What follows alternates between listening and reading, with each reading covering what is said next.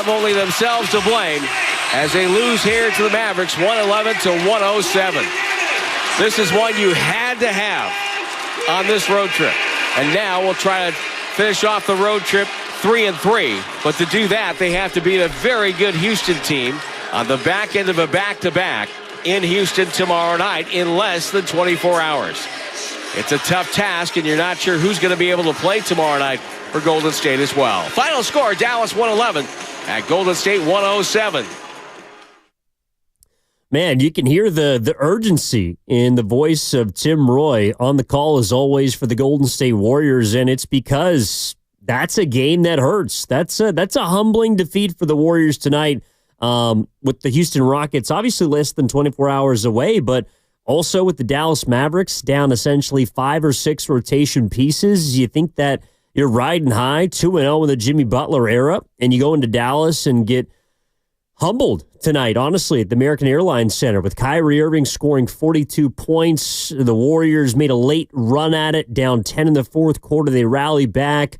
They led for, only a couple of minutes in this game. It was close to a wire-to-wire win for Dallas tonight, and it was a game that I think a lot of people had sort of just penciled in, and you could hear that in Tim Roy's voice, a game that you had to get, right?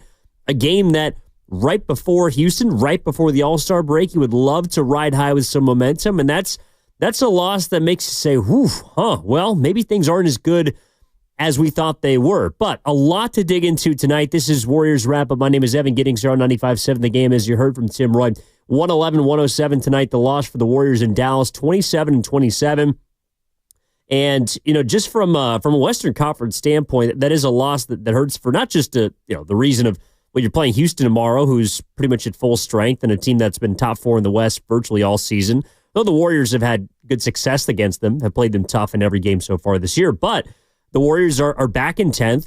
If the Warriors win that game, which again, I think a lot of people expected them to, tonight for Dallas, and I know the Warriors didn't have Jonathan Kuminga, but the Dallas Mavericks did not have Anthony Davis. They didn't have P.J. Washington, who was scratched earlier tonight. Dante Exum was also a late scratch. Obviously, Daniel Gafford just went down with a knee strain, I believe, a couple of nights ago. And then Derek Lively is going to be out for what feels like the remainder of the regular season. I think Dwight Powell also was out. Like the Mavericks didn't have a center tonight. And the Warriors hurt them in the paint. I think they're plus 10. They hurt them on the glass at 18 offensive rebounds. But they were not able to stop Kyrie Irving, and they could not stop the Dallas Mavericks when they needed to. They didn't have a consistent enough offensive attack. They didn't shoot it very well tonight, and they were just disconjointed throughout the majority of this game. And so that's why it's not a perplexing loss, because when you watch it, you see why they were defeated tonight. But it's a frustrating one because of the level that they played at, both, of course, on Saturday and then on Monday in the back-to-back victories against Chicago and Milwaukee. Now, I think even with Dallas being down to bare bones, that's still a team that's formidable, because what has given the Warriors trouble this season? Teams that are fast, teams that are young, and teams that are long. And despite, again, not having a bevy of centers, this was a Mavericks team that trotted out Kessler Edwards, who's underneath the age of 25, and 6'6". Max Christie, who they got in the Luka Doncic deal, which still will perplex me until the end of time, but he's a quality 3-and-D player. Najee Marshall is someone that's fluctuated in and out of the starting lineup for the Mavericks. Brandon Williams had some success, and that's a player that wasn't getting much tick at all for the Dallas team, but those are the skill sets that those kinds of players possess, and that's what gives the Warriors trouble. Now, I don't know if anybody, or if everyone just assumed that the Warriors, because they got Jimmy Butler, were putting all of these problems behind them and that they were turning a new leaf and a new page. But just because you go out and get Jimmy Butler doesn't all of a sudden mean that every other player around them, and what had, again, sort of plagued the Warriors to this point in the season, that those things don't go away. You might be able to get away with it for a couple of games, but there's going to be some where you regress. And tonight, it kind of just hit the Warriors in waves. They did not shoot it very well. I don't think they were able to play quality defense for a full 48 minutes, and they had a chance to pull this game out. Look, if Jimmy Butler and that charge that was called late in this game is reversed and it's a block and an and one opportunity to go up, maybe the Warriors win this game. And we're talking instead about how they snuck by the skin of their teeth. Moses Moody had a late three-pointer to put the Warriors up that he missed. Podziemski had a late three-pointer that he missed that Curry turned into a layup, but that would have put them up. Steph Curry himself missed a free throw that would have put the Warriors up by a point before Najee Marshall hit the go-ahead basket. Like, these were all mistakes that the Warriors made down the stretch that preventing them from pulling out a game I don't think that they deserved to win. And that's why they are 27-27. That's why they lost 111-107 tonight to the Dallas Mavericks. They did not outplay an undermanned Mavericks team.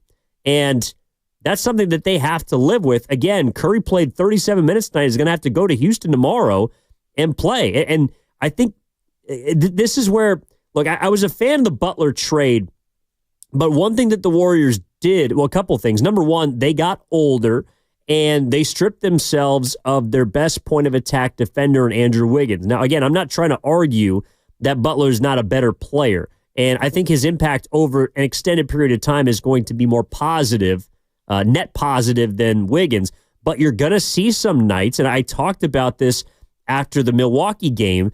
Damian Lillard, I know they won that game going away. Damian Lillard had 38 points in that game, and he was a one-man band. But tonight, Kyrie Irving, a one-man band. He was just way more efficient. He took way better care of the basketball than Damian Lillard did. He had 42 points on 25 shots. Oh, and by the way, the Warriors, I thought, did a pretty good job of taking the ball, of forcing the ball out of his hands down the stretch. That's how they were able to get it from a 10-point lead with about 8 minutes left down to a game that was even, a game that they had a chance to go up in, and a game that they had a chance to steal the game on the road. But they didn't take care of the basketball down the stretch. They didn't make enough plays offensively.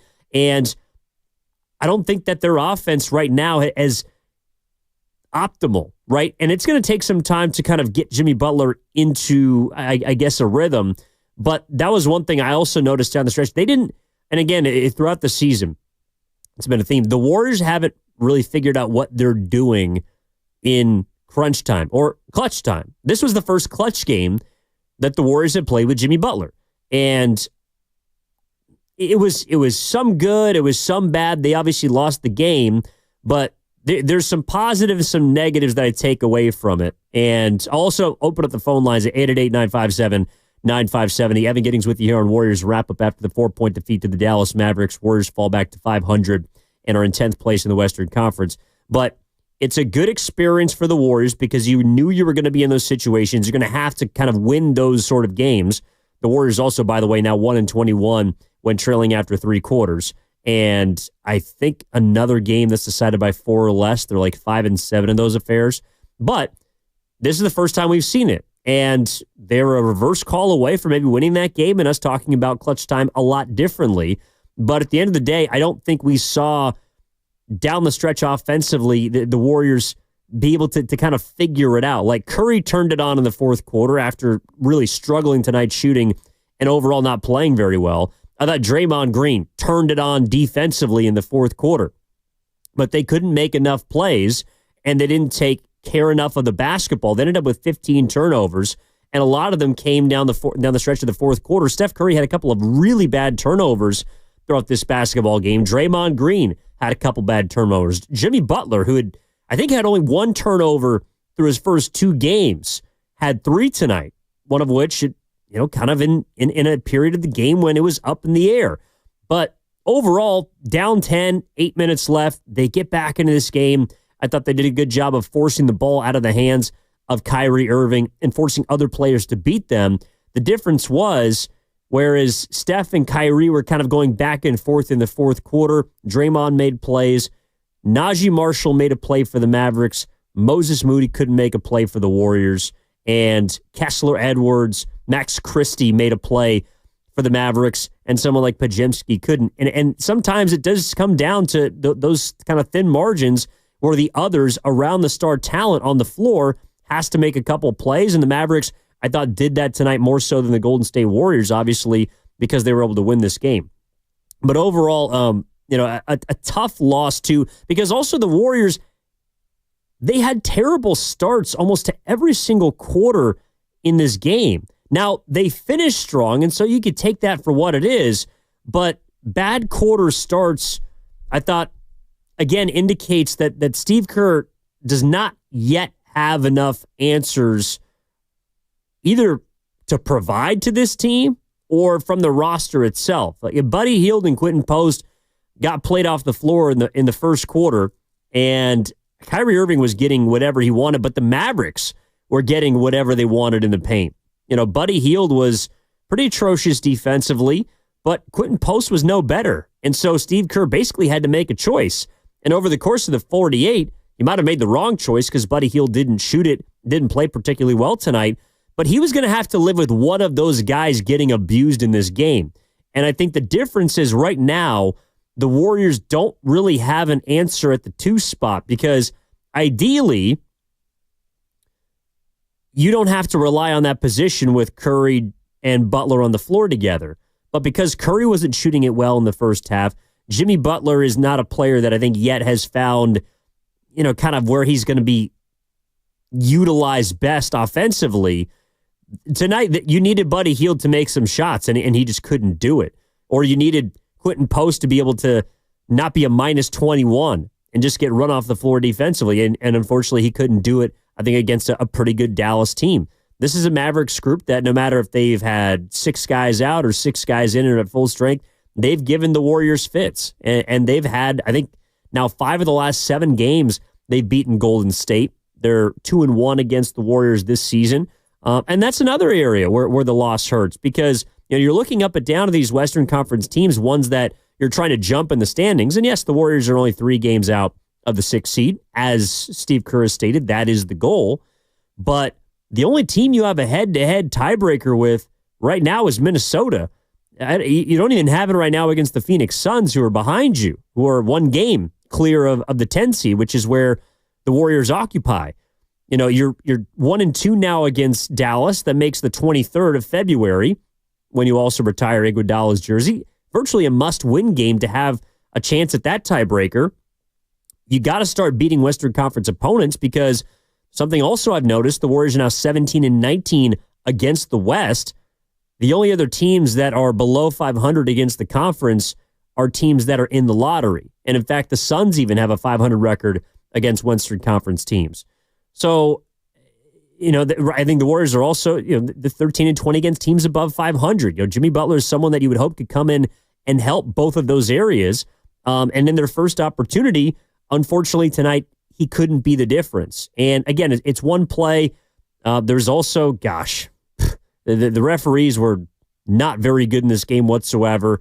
Obviously, the play that stands out in the second half is the kickball off the Pajemski pass, and Williams turns it into a layup. They wave the call off, go back and review it, somehow give Dallas the ball that turns into an easy layup when it should have been not only Warriors' ball, but also Jason Kidd midway out to the court. And Dan Dibley pointed this out, which I was unaware of, but anytime a court gets out to half court during the middle of a play or as a whistle's called, that's a technical foul. So it should have been Warriors' ball with a shot, and instead it turns into a Christie layup. But that was one of a couple plays where I thought the refs made a mistake that cost the Warriors a possession or a couple points, and that might have ended up being the difference in this game. But overall, I don't think the Warriors played well enough through the full 48 to win this game. Again, they only led for a couple of minutes in this game, and it was because the Mavericks came out and basically just tried to outwork Golden State. I don't know if the Warriors overlooked the Mavericks tonight. I know that there's been a lot of hoopla down in Dallas because of Nico Harrison's trading of Luka, but the fans I thought were into the game tonight. If you give them wins, they'll give you something to cheer for, and the Mavericks did tonight as they beat the Warriors by 4 points, 111-107. Waiting for everybody also to file in on YouTube and Twitch, powered by First NorCal Credit Union here. And 888-957-9570 is the number. A couple of texts I want to get to right here. Hate to say this. This is from the 262. A lot of other things going on, but Moses Moody had some critical misses tonight. No doubt. No, I mean, the Warriors, and again, you could focus on Moses Moody. I would also focus on Steph Curry going 6 of 16 through the first 3 quarters. He missed a big free throw down the stretch. Pods missed a 3 to go up. Obviously, the Moody miss rings large, or is a large part of it, but the Warriors needed just a couple of plays in the fourth quarter, and they could not get it. You know, I had a couple of friends that were texting in our thread about how Jimmy Butler got the last shot and why didn't it go to Curry? And it's something where, again, if you win this game, we're looking at it completely differently, and the results dictate the story. You know, if Jimmy Butler gets the and one and goes up by one, the Warriors pull this out, it's, well, the Warriors have solved their crunch time issues. Jimmy Butler's the answer. But instead, a straight line drive, Kyrie Irving slides his feet, takes it in the chest, and ends up being the best player on both ends of the floor at a pivotal time. And Jimmy Butler was not the answer tonight for the Warriors. For the 909, the refs stink. Well, that's fair. James Williams didn't seem to hate Steve Kerr today. It's from the 909. No doubt. Kerr also picked up a tech earlier in this game. I thought that was one where he didn't leave it alone. But again, I understood it was during a timeout, and the referees were not very good in this game. I don't want to make any excuses for them. But I also can't make an excuse for a Warriors team that lost to a Mavericks group that was, again, down Anthony Davis, down Daniel Gafford, down Derek Lively, down Dwight Powell, down P.J. Washington, down Dante Exum. I mean, they're down 6 rotation guys, and you lost. That's a game that you got to win, especially if you're trying to go for it. Like, I was actually curious, hypothetically, if this wasn't a nationally televised game. I don't know if Steph Curry plays in this game because of the back-to-back, but league rules mandate, if you're healthy, if it's nationally televised, you got to play. And so Curry did, and he played 37 minutes in this game, and that's where tomorrow night you're really at a disadvantage, and you're going to have to dig deep against a young, healthy, and well-rested Houston Rockets team. And you're going to have to try to win that game to try and give yourself, you know, a game clear of 500 going into the All-Star break. Whereas if you lost that game before, you'd be a game up because you had tonight in your pocket and you couldn't get it. And so again, when we get to the end of the season, like, these are going to be the games that post Jimmy Butler, we're going to be looking at and saying, if only you'd been able to lock down in the fourth quarter, if only you'd be able to pull that one out, that might be the difference between getting a home play-in game as a 7 or 8 seed, or having multiple play-in games, I should say, as a 7 or 8 seed, and a potential 9 or 10 where you're looking at a one-game elimination. You know, these are the kinds of games that really come back to bite you, because as we saw last year, the difference between the Warriors being 10th and the Warriors being clear of the play-in, I think, was 4 games. The 50-win Phoenix Suns, or maybe it was the Clippers, had the 6, and the Warriors had 46 wins and were the 10 seed. Like, that's a big difference. And so it makes these losses hurt all the more. All right, 888-957-9570 is the number. Let's go out to Karen in Walnut Creek. Karen, what's going on? How you doing? I wanted to know, okay, why did the Lakers get Luka Doncic? Okay, and we got what's his face? Jimmy? Yeah. Okay, how good is this guy? Oh, I got you, Karen. Well, unfortunately, and I think people are still trying to figure that out as well. Not the Jimmy part, but Dallas decided that they were only going to do business with the Los Angeles Lakers, and Nico Harrison, their general manager, had a previous relationship with Anthony Davis, identified that as the player that he wanted, and decided that Luka Doncic was not worth it to the future of the Dallas Mavericks. That's kind of the long story short. It's perplexing. It is going to be one of the most scrutinized trades in the history of, I wouldn't even say basketball, and sports. And why the Warriors got Jimmy Butler is because he was the best player out there, short and simple. They wanted to get Kevin Durant. Kevin Durant didn't want to come to the Warriors, so they got the next best thing. They got Jimmy Butler. All right, Chardal's in Fremont. Chardal, you're on Warriors Wrap-Up with Evan Giddings. How you doing? Hey, Evan, it's great calling in on 95.7 The Game. I love calling in onto your network. I was listening to your network in the car after a Warriors win. As a Warriors fan, this was a gut-wrenching loss. I mean, like, Klay Thompson and Kyrie Irving combined for 59 points. Out of those 2 players, I think Kyrie Irving was dominant.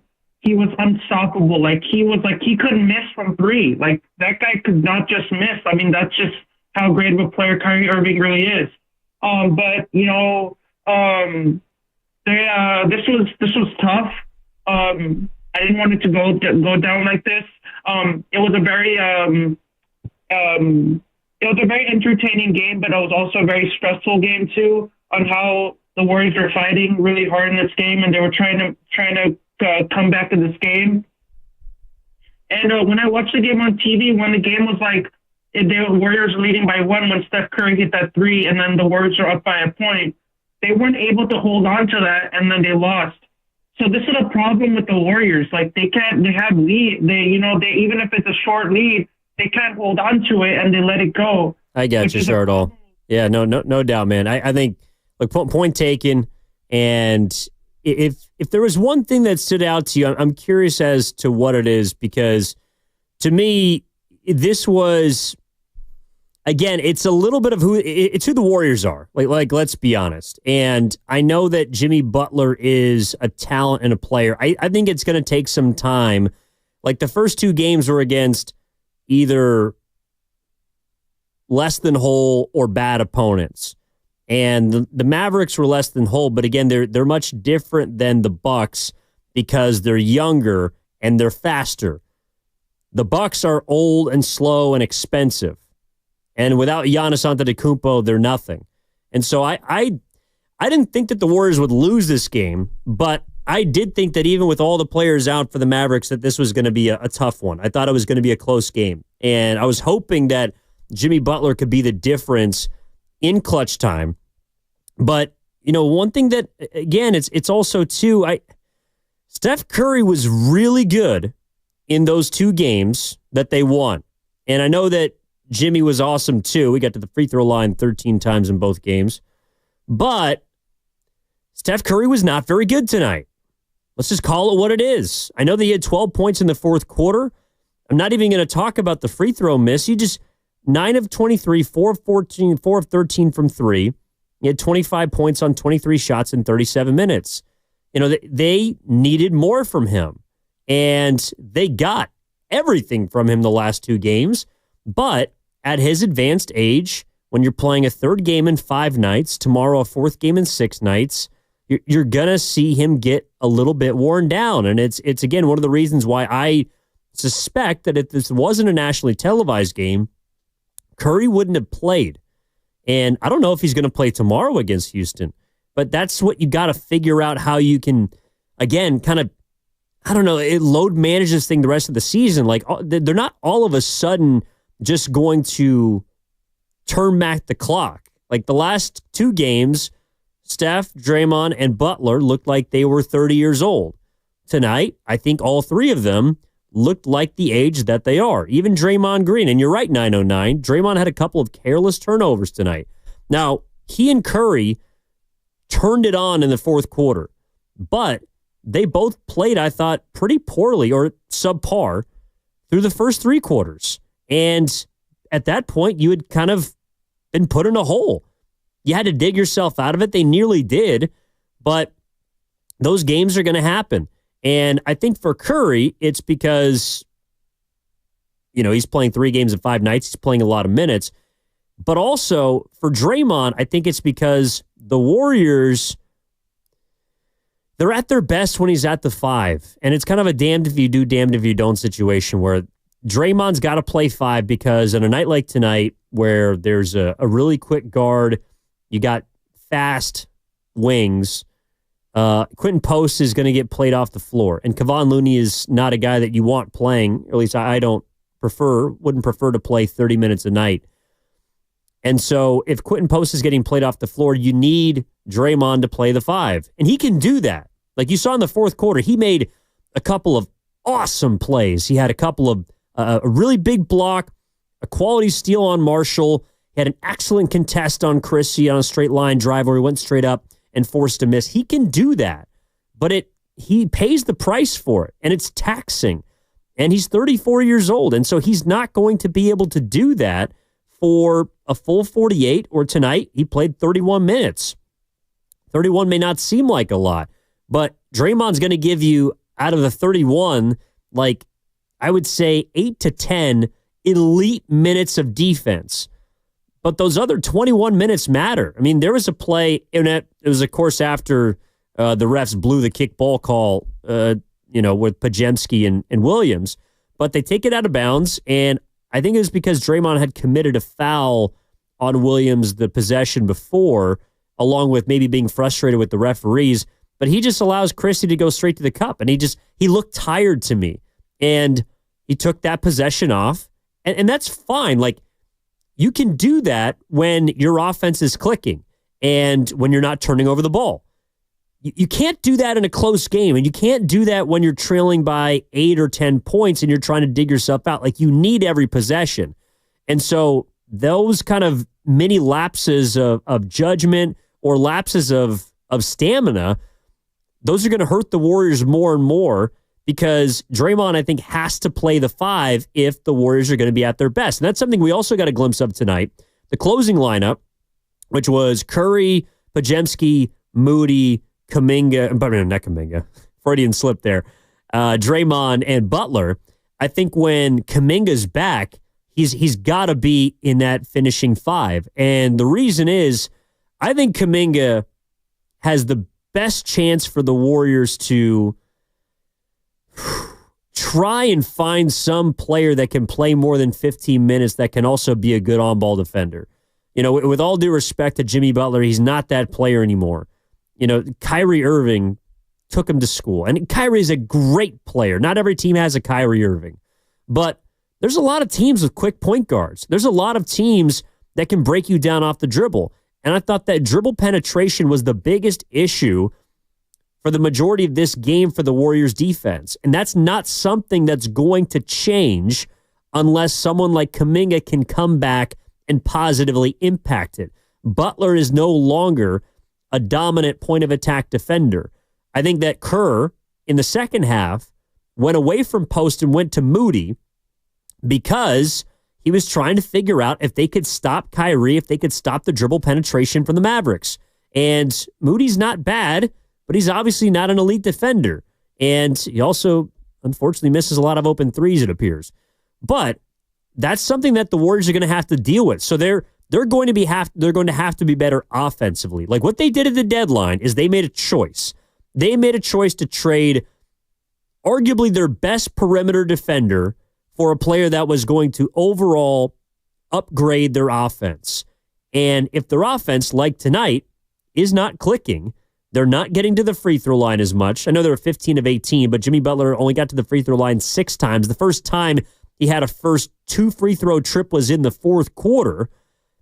And you're going to shoot 10 of 35 from 3-point range, you're going to probably lose a lot of those games.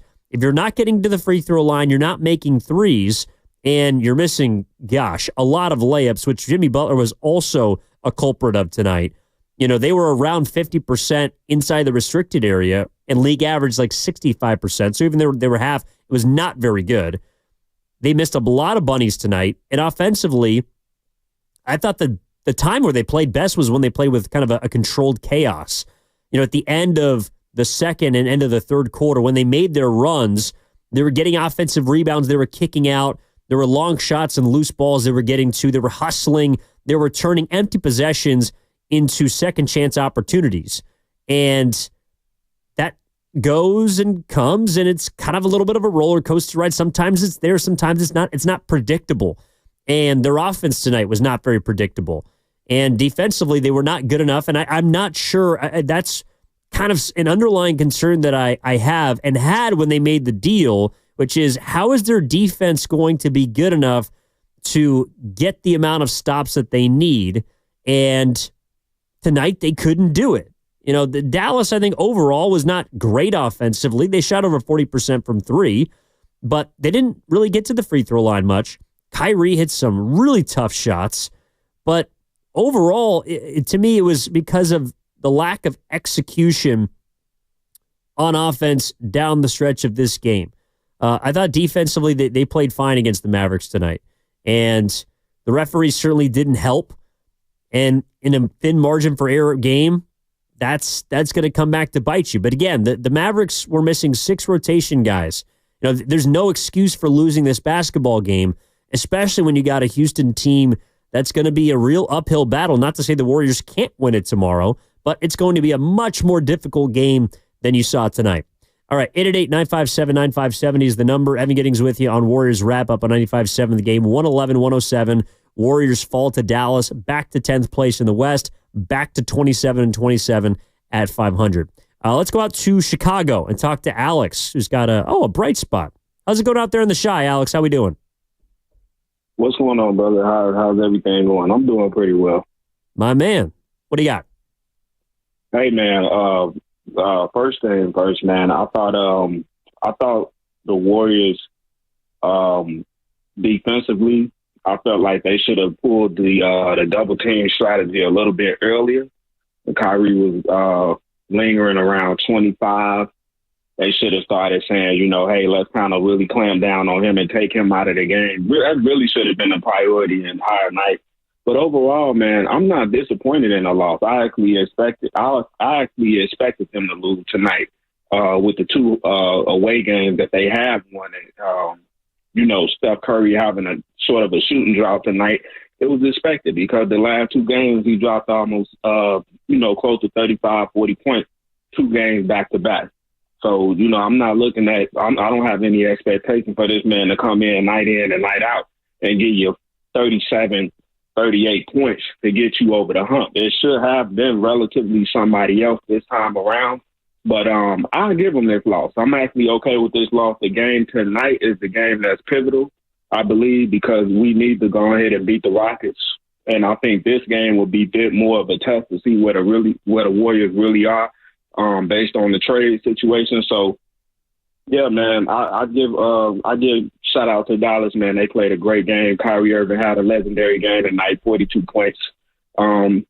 It was kind of expected. So that was my thing. That was my take on that. Still, overall, great defensive effort for the middle of the game to get them back into the game and did get them a 1-point lead. So the defense did showed up towards the end. They should have executed that strategy a little bit earlier. Maybe we would have had a difference. You know what I'm saying? And then you add Kuminga to the mix, you had a difference as well. So I'm okay with the loss tonight. I ain't, sad about it. Let's go get Houston. You know what I'm saying? And finish the stress strong. That's my take, brother. Peace. I got you. Thank you, Alex. Hope everything's out there in Chi-Town. It is cold right now. I used to live in the Midwest. I was looking today. I used to live in North Dakota, but a little bit different from Chicago. The real windy city, by the way, Fargo, North Dakota. It was like -12 today. So stay warm out there.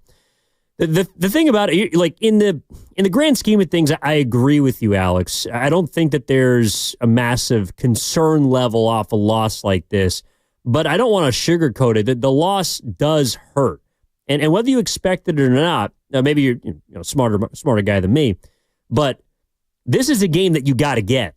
Whether you expected them to win it or not, you have to win this game because of how many players Dallas is missing, because of who you got on the schedule tomorrow, but also because these Western Conference games, especially against teams ahead of you, are right in the thick of it, in the play-in kind of portion of right now the Western Conference standings.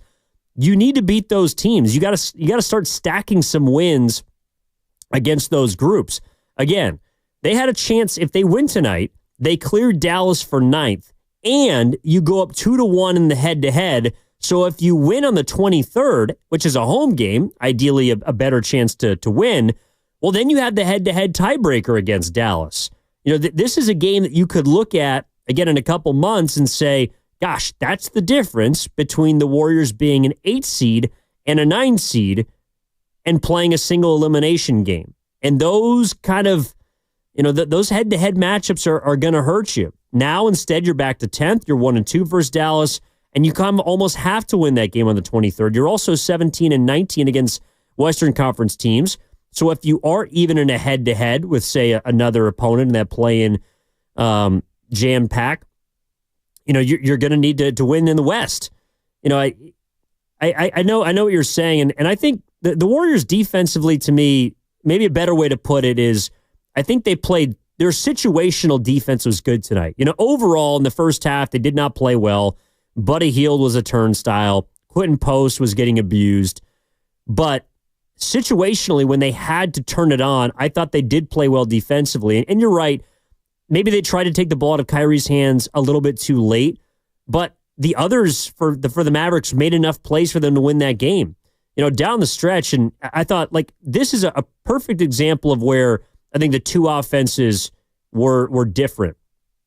Look at Klay Thompson and Buddy Hield. The Warriors needed Buddy Hield to score tonight more than the Mavericks needed Klay Thompson to score. Klay was good in the first, I would say, quarter and a half. He started 5 of 8.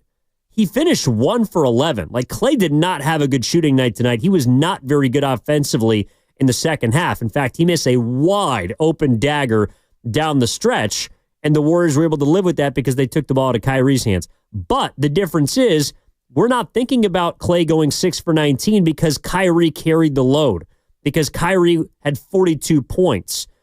Meanwhile, Buddy Hield, who was not good defensively, he did not shoot it very well in this game, but the Warriors they needed him to get 10 points in this game. They needed someone to step up and hit a couple of threes, and Hield's a candidate to do that. Post is a candidate to do that, but either they were so poor or couldn't stay on the floor that it didn't matter. And Curry tonight, I don't think was good enough to carry, or he was too tired to carry the load when the Warriors needed him to. And Jimmy Butler, though he had 21 points, got 3 straight 20-point games to start his Warriors career. In a month or two, maybe this is a game where Jimmy just puts the team on his back and goes for 30, but he's still getting acclimated. He's still figuring out how he fits in this offense. And so, the Mavericks didn't really need a lot of extra help tonight because they had the best player on the floor. The Warriors needed a couple of other guys to step up. And outside of Curry and Butler and Green, I would say on the defensive side of the floor in the fourth quarter, they didn't have enough players that stepped up. I don't think Moses Moody played a bad game by any means, but they needed him to make one big shot. And he couldn't do it. In fact, he missed a lot. I think he missed 3 or 4 open threes in this basketball game. Podziemski didn't play poorly. He was a plus 13, had 5 assists, but the 8 points, they needed him to be at 12 or 13 tonight for him to win that game. Gary Payton II might have been able to get some more tick, but and this is where I think Buddy Hield is a perfect example of where just because the Warriors made a trade and I think got better at the deadline doesn't mean that the holes of their roster aren't going to come back to hurt them. Buddy Hield was brutal tonight, but it's because the Warriors needed him. You can't be in a position where you need Buddy Hield to score for you to win. Otherwise, he might let you down. He's a coin flip. We've seen it the whole year. He's going to be able to go 6 of 9 one night. Other nights, he can't throw a rock into the ocean. It means that the roster right now still has flaws. I think that the Warriors, their best perimeter defender is Gary Payton II right now. But he's not someone you want to play 30 minutes. He's someone you'd love to play 15 minutes like he did tonight. And defensively, maybe Moses Moody is up there as, a better perimeter defender. I think Kuminga is going to help solve some of those problems. But, they're an imperfect roster. And just because you got a more significant talented player like Butler into the mix doesn't mean that all of those things that had plagued this team aren't going to show up on given nights. It means it might just be less frequent. Whereas, if you win 2 games, you come back down to earth tonight. Curry did so definitely. Overall, the 3-point shooting came back down to earth. Can it return tomorrow against a Houston team that's a top 3 3-point defense? That's one of the better defensive teams in the league. That's young, that's hungry, that's fast. I think it's going to be a really hard thing to try and figure out. Sorry, I didn't get to this super chat from earlier from our YouTube chat from Macho Man. Thank you for donating $4.99. Do you think that the Dubs played down to their opponent? Shot selection was horrible as well as decision making. Also, Kerr didn't have to commit a T. He didn't have to commit a technical foul or get in the ref's face to acquire a technical foul. You are correct. But the referees, They kind of had it coming tonight. Like they were. If Kerr didn't get a tee early in the game, I would have completely understood him getting a technical foul for the kickball turn Dallas possession. Because that one just made no sense to me. An explanation of it made no sense to me. And I didn't think the refs were very good at all in this game. And it's funny. It's like there's been a couple of games this season, even before the deadline, especially before the deadline, even before they got Schroeder, where it's like there's a play here or there, and there's a call that goes against the Dubs. And do I think that it's the difference in the game? No. But because you didn't play well enough, because there was a thin margin for error on an off night, you kind of need that call to go your way. And for whatever reason, in those losses, you're looking at those calls and you're like, gosh, the refs screwed us. That's the difference. And it's like, no, but you put yourself in a position where that call could screw you, where that call could cost you the game. And I would argue the Warriors missing 5 wide open layups in the first half might have cost them the game. I would argue them missing 4 open 3-pointers in the fourth quarter cost them the game. I would argue them turning the ball over 4 times before they had 4 field goals in the fourth quarter cost them that game.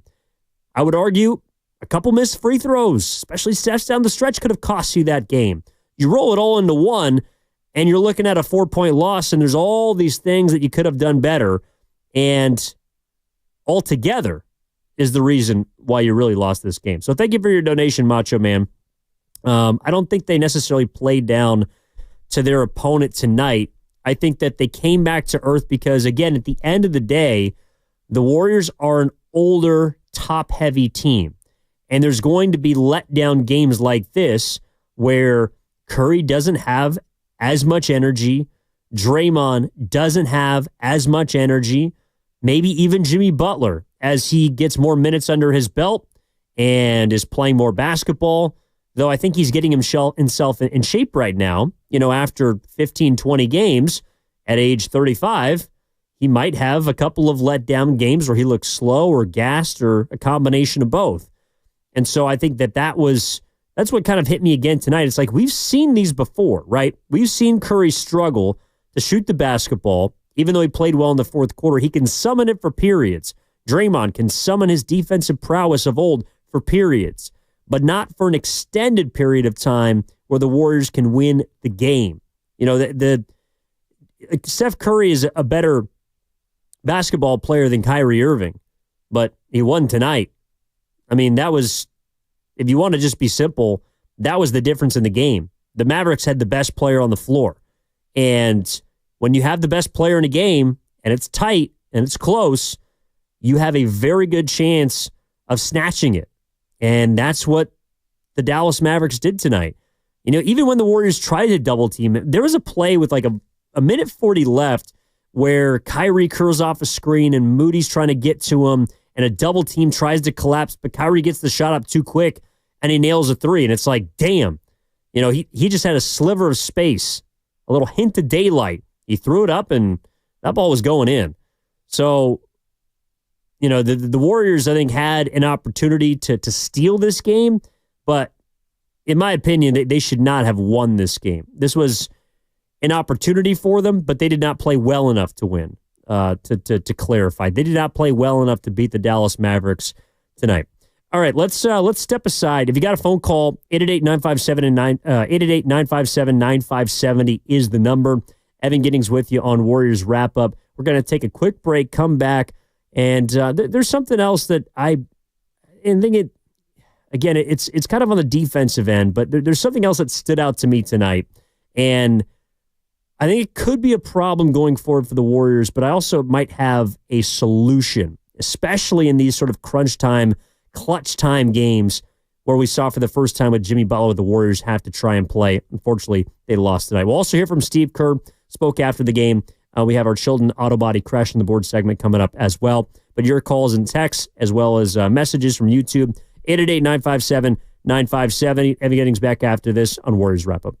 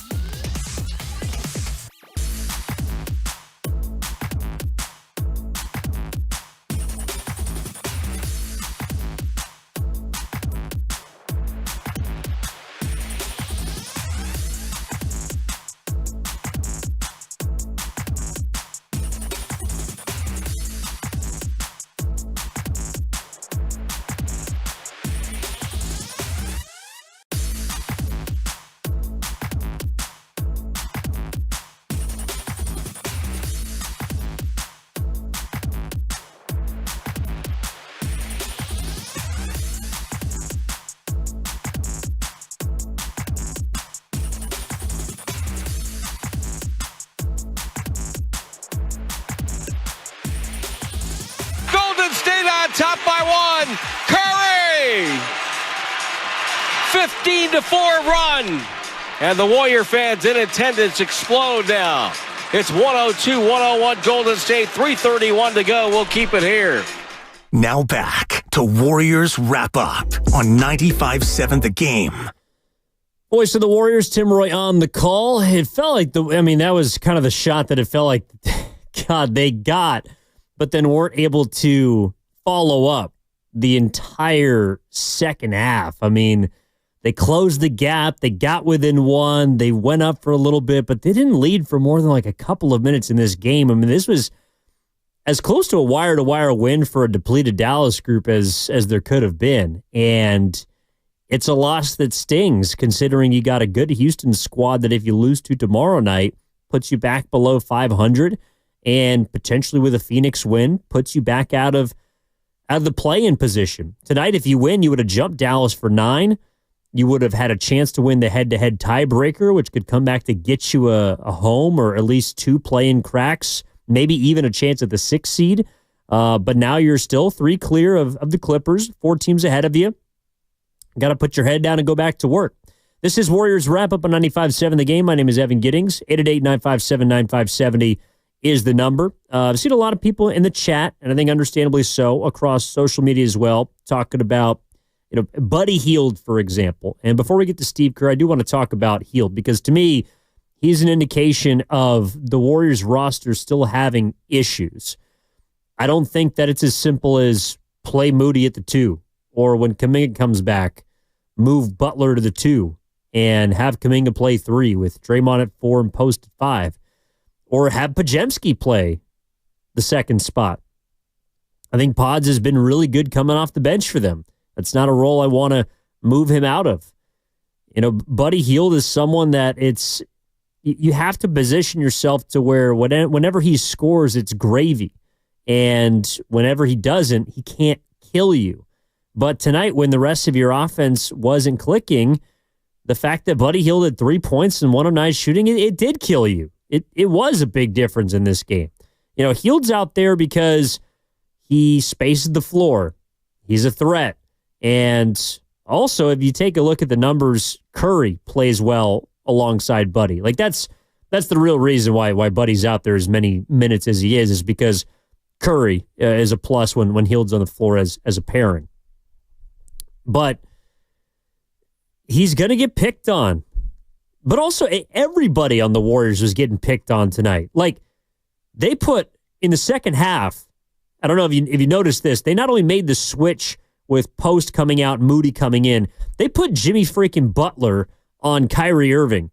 And the first thing he did was go right through him to the rim, finish with the left hand for an and 1. And it was like, oh, well, okay, so that didn't work. I mean, they don't have any answers for quick, ball-dominant, score-first guards. You saw them give up 38 to Damian Lillard a couple days ago, and yes, they won the game, but tonight, Kyrie goes for 42.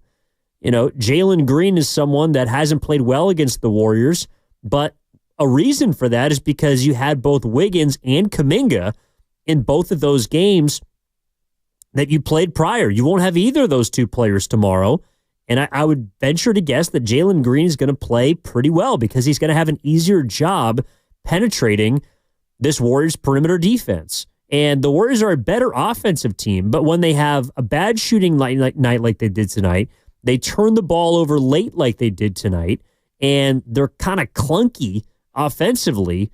That's where what they did at the deadline, trading offense for defense, shows. That's where the Butler trade and the Wiggins void is seen. And I think it's a move that at the end of the day, they kind of had to make. They were mediocre. They were a bit of a holding pattern. They needed to do something to shake it up. But this idea that Jimmy Butler is going to come in for Andrew Wiggins and all of a sudden they're going to stay as a top 10 defense and their offense is going to jump, 10 or 15 spots. To me, it's like, I guess I just have to wait and see. I was cautiously optimistic about the trade, but you have to give up something to get something. And they upgraded their offense, but they gave up their best point of attack defender. in the last couple of games, and I think in the ensuing games after the All-Star break, you're going to see that absence, and you're going to feel that absence if you're a Golden State Warriors fan. All right, Steve Kerr was asked a couple different things after the loss, a loss that hurts. Again, 111-107 to the Dallas Mavericks, moves the Warriors back to 500 in the game, and it felt like they were in position to take before the back-to-back. Let's hear what the head coach had to say. I just think it took us too long to start playing and really focusing and, locking in on executing at both ends. And we messed around with the game for too long and then left ourselves vulnerable. And obviously they cashed in. They did a great job. What plays late do you feel like kind of, decided the game? In a game like that, they make a shot. I think Marshall makes the floater. We get a couple good looks that don't go. I didn't think there was anything, egregious or any huge mistakes or anything like that. I just think, like I said, we left the game in the balance because of our poor play earlier in the game. And then, when you do that and the other team is at home and they got a guy like Kyrie who forces your hand and, we left ourselves vulnerable. And, it's disappointing. How would you assess your point of attack defense just with where it's at right now these last few games? Not good. Yeah. We struggled. My mistake was probably not hitting Kyrie earlier and getting the ball out of his hands. I think we did a pretty effective job of that in the fourth quarter. I probably should have gone to that earlier. When it comes to Kyrie, what kind of an impact would you say that he made on a game like this one? You said he forced your hand, but my goodness, how would you describe, his 42 points? He controlled the game, he with his shot making and, the way he manipulated our defense, he was fantastic. This was obviously kind of a fatiguing game, late tip, you're flying tonight. Can you go with all your veterans? I don't know. We'll talk to Rick after. So it's a tough back-to-back, and, that's why that's what makes this loss even more frustrating is that, we're going to get into Houston at 3 o'clock, whatever it is, because, the NBA and its infinite wisdom makes us play an 8:45 game, and they clearly don't care about, rest or player health. It's just ratings and all that stuff, so I get it. So everyone's got to do it. The whole league's got to do it. So it is what it is. We got to strap it up and get ready for tomorrow. Anything specific need to change with that playoff push coming up? You got to play better. Steve Kerr after the loss, and there's a theme in there that I think is, I don't know, they're gonna have to rely on Jonathan Kuminga to address it, and this is something that I suspected again when they made the trade, but to me it was on full display tonight. And the Warriors are also going to have, I think, to answer some questions about, like, for example, if Dallas had their full cast of characters, specifically their centers, I think we'd also have to figure out and ask questions about how the Warriors are going to score when they have to go into the trees. Like tonight, they were plus 14 on points in the paint. They were plus 11 on the glass, plus 11 specifically on the offensive glass. And a big reason of that was Jimmy Butler, who, by the way, is our recipient of Crashing the Boards, brought to you by Chilton Auto Body, the Bay Area leader in collision repair. That's Chilton Auto Body. Jimmy Butler tonight had 6 offensive rebounds. And I think being a physical or tenacious rebounder is also advantageous for the Warriors because Jimmy Butler is a passer. So when he gets the ball, he knows where it needs to go, or he can go back up with it. But he's generally going to find or kick out to a player that can do something with it. So the Warriors were able to hurt the Mavs on the glass tonight. I'm not so sure that's an advantage they're going to have if the Mavs are at full strength against bigger teams. Houston is not a bigger team, but they're a physical team. OKC is a bigger team. I think Denver is a pretty big team when Jokic and Gordon are playing together. And I think that Memphis is, again, maybe not well, they can play large with Edey at the 5, but they're fast and they're physical. I wonder how the Warriors are going to play when they match up against those teams. If that point in the paint advantage, which they've had through the first 3 games, even though they lost tonight, if that's going to continue. But the bigger, I guess, more concerning part about the game tonight, and it wasn't just the fact that Kyrie Irving was the best player on the floor and dominated start to finish. It was because whether it was Kessler Edwards or Max Christie or Najee Marshall or, gosh, even Brandon Williams, who's basically playing tonight because they have nobody else to don a jersey. The Warriors could not stop anybody off the dribble. They could not keep players in front of them enough defensively. And that's not something that is going to change, I believe, unless Jonathan Kuminga can come back, and hopefully it's going to be by the end of the month, and change that.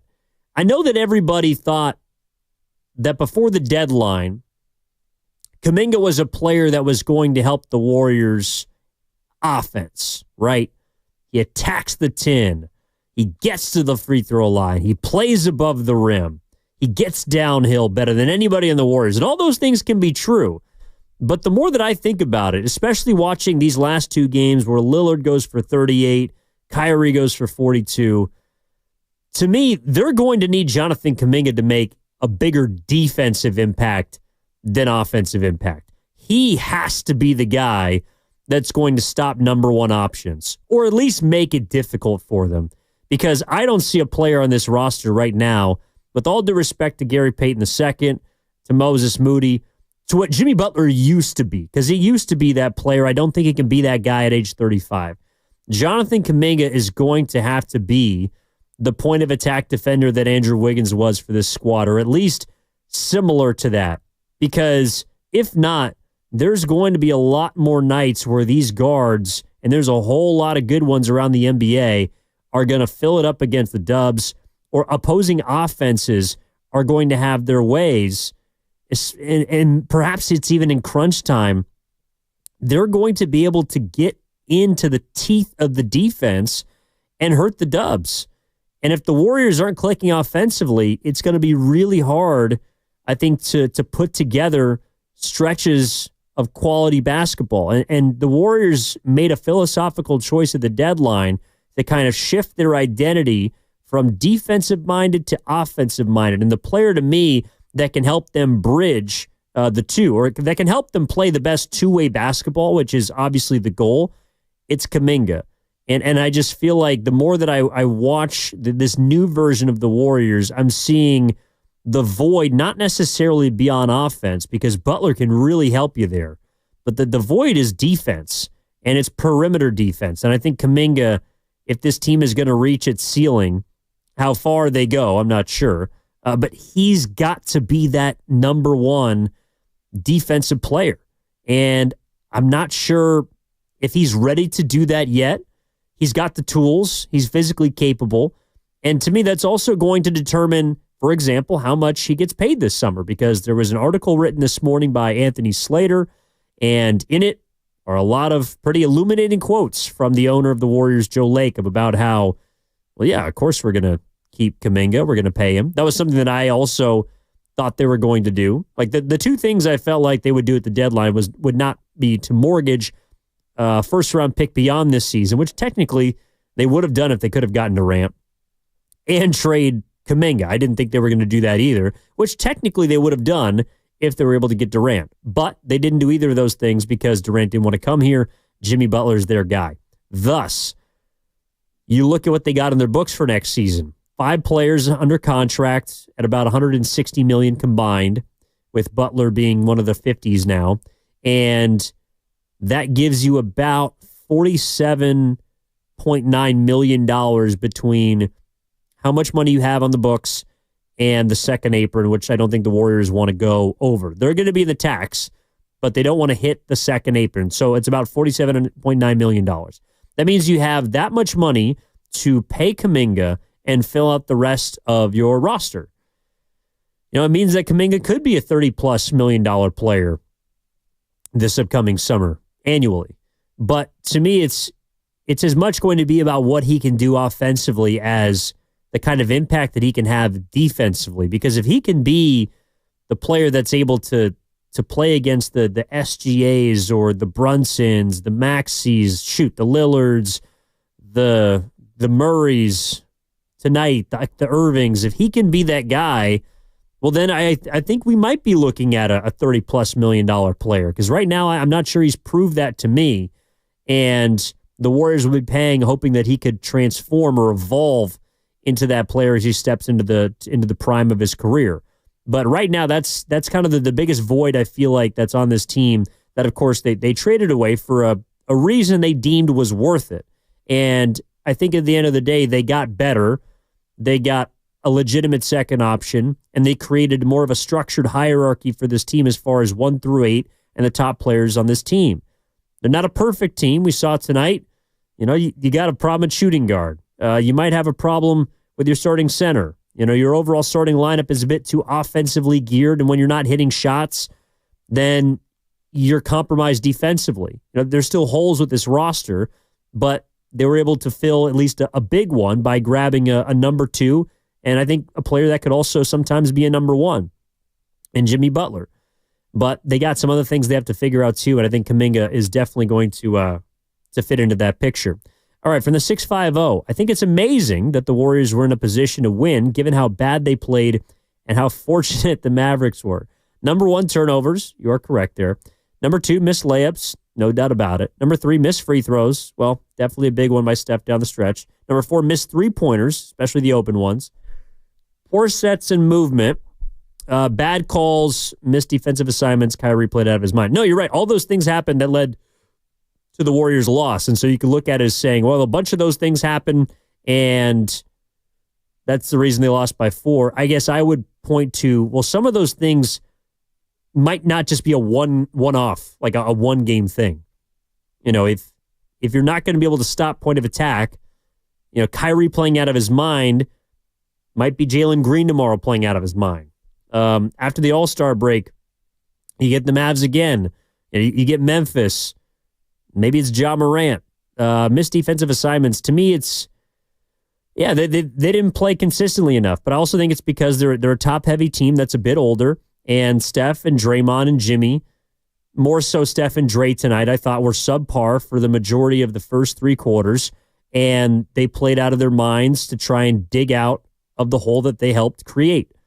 Butler, I thought, was consistent. But also, again, the Mavs kept him off the free throw line. Butler was good in the fourth quarter, helped them, dig out of that 10-point deficit, but he wasn't getting to the free throw line like he was against Milwaukee and the Bucks, because the Mavs are a better, more disciplined defense, and they're also a lot younger, which is unfortunately a lot of the other teams in the Western Conference. All right, 888-957-9570 is the number.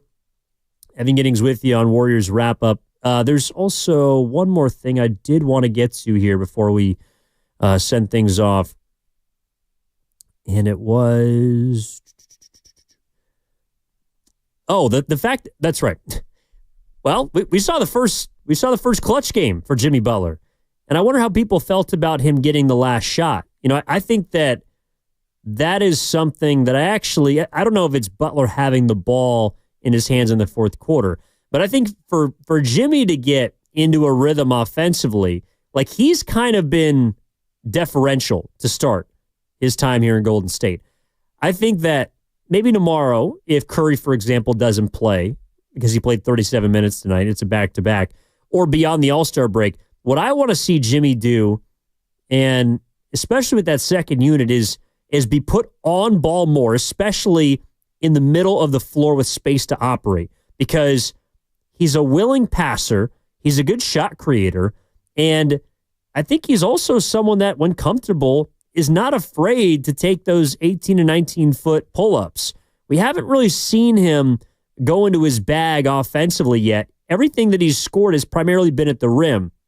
And I think he's been good rebounding. He had another 7-assist game. He did have a couple of sloppy turnovers tonight, which we didn't see in his first 2 games. Didn't get to the free throw line a bunch, which he did in his first 2 games. But overall, I thought Butler was good, and 21 points is about appropriate. But the issue is that he took 17 shots to get it.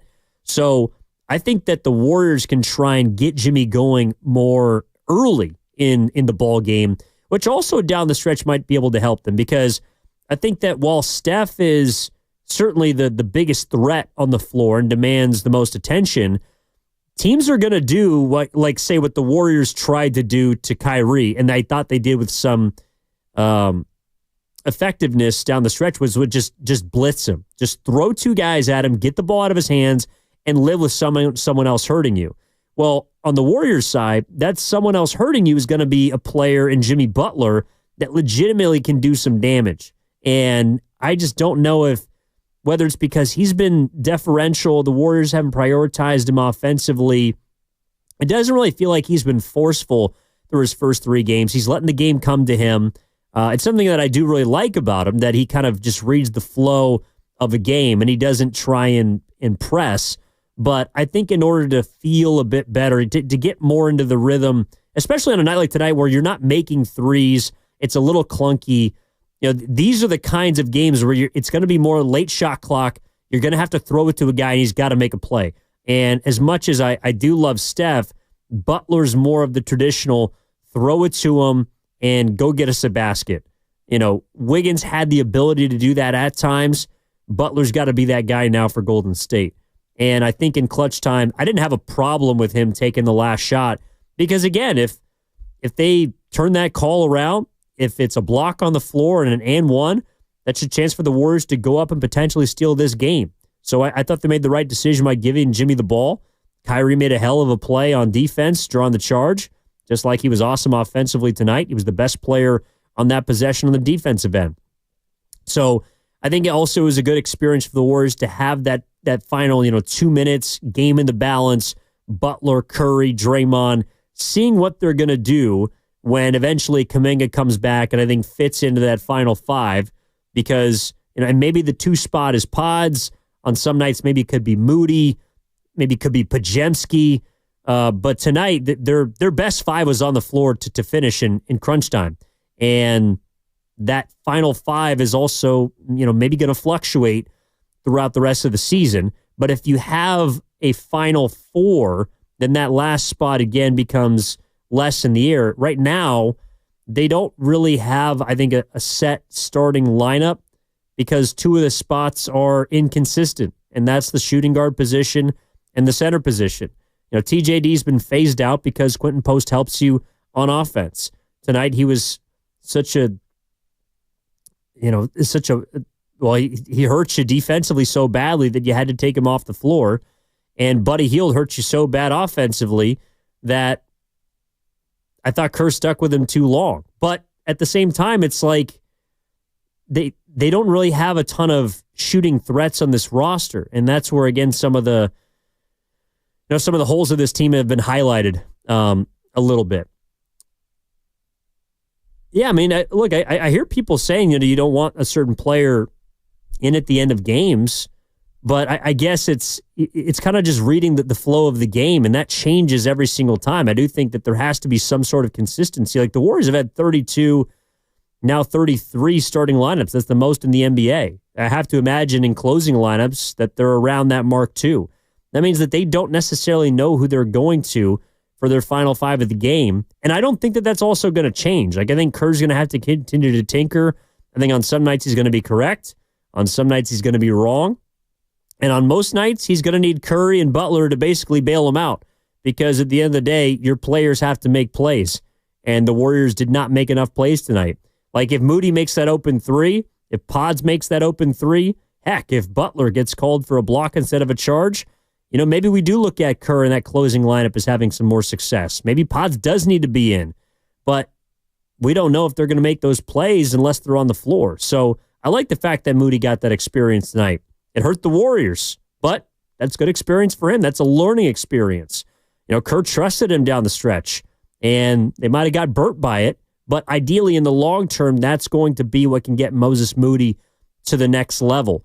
When Kuminga comes back, he and, whether it's Moody or Pods or some of those younger players, those moments of failure can turn into moments of success if they're able to learn from them And again, take it into a game like tomorrow against Houston, where Moody and Pods are probably going to have to be a big part of that game because your older players are either going to be gassed or unavailable against the young upstart Houston Rockets team that right now I think is in third place in the Western Conference.